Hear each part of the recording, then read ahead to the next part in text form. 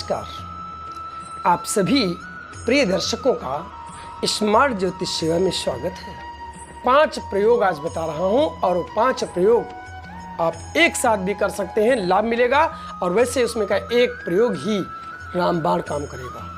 हमेशा जिनके विवाह में देरी हो रही हो, विवाह नहीं हो रहा हो, विवाह नहीं बन पा रहा हो, विवाह का समय निकलता जा रहा हो, गुरुवार को उन्हें पीले वस्त्र पहनाइए और शुक्रवार को सफ़ेद वस्त्र अवश्य पहनना चाहिए।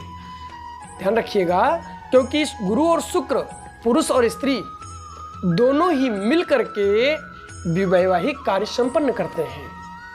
इसलिए गुरुवार को पीले वस्त्र और शुक्रवार को सफ़ेद वस्त्र ही धारण करना चाहिए। दूसरा प्रयोग आपको हम बता रहे हैं, उसे सुन लीजिए। बरगद का एक पत्ता लीजिए और बरगद का दूध थोड़ा सा निकाल लीजिए और बरगद की कलम से ही उस पर अपनी विवाह की मनोकामना लिखें। दिन गुरुवार होना चाहिए और 7 गुरुवार ये काम आपको करना है और उस पत्ते को किसी नदी में या नहर में आप प्रवाहित कर दें। बोलना नहीं है, चुपचाप करना है, गुप्त रूप से कार्य करना है और शाम को करना है। ध्यान रखिएगा, विवाह की बहुत ही शीघ्र बात बनेगी। तीसरा प्रयोग बहुत ही रामबाण काम करता है, जो स्वयं परमात्मा की कृपा से वो कार्य आपका जरूर सिद्ध होता है।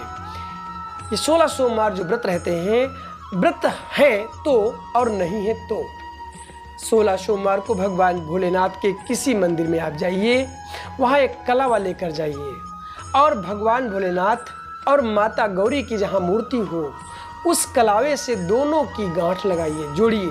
यानी माता जी को और भोले बाबा को वो गांठ जोड़िए। ध्यान रखिएगा, सोमवार 16 सोमवार करना है ये काम, ध्यान रखिएगा।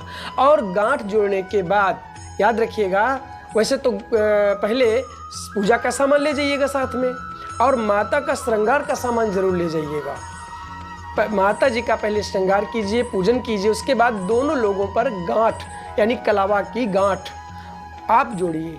ये 16 सोमवार को कीजिए। देखिए, वैवाहिक स्थितियां बहुत शीघ्र बनेंगी और ऐसी बनेंगी जिनका कोई तोड़ नहीं, अर्थात कोई बाधा उसमें आ ही नहीं सकती। और चौथा प्रयोग मैं बता रहा हूँ, उसे भी नोट कर लीजिए। मंगल को यानी मंगलवार को लाल वस्त्र ना पहने वो लोग जिनके विवाह में बाधाएं आ रही हैं, और शनिवार को काले वस्त्र नहीं पहनना है जिनके विवाह में बाधाएं आ रही हैं। ध्यान रखिएगा, ये भी विवाह से संबंधित है, इसका भी कुछ न कुछ कारण है, इसलिए मैं बता रहा हूँ।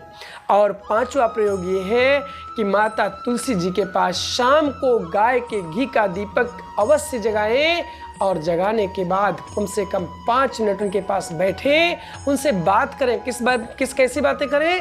अपनी समस्या की बात करें, उनसे कहें और फिर देखिए अति शीघ्र आपका विवाह संपन्न होगा, सारी बाधाएं दूर हो जाएंगी। ये 5 अनुभवी यानी अनुभव किए हुए और कई लोगों पर आजमा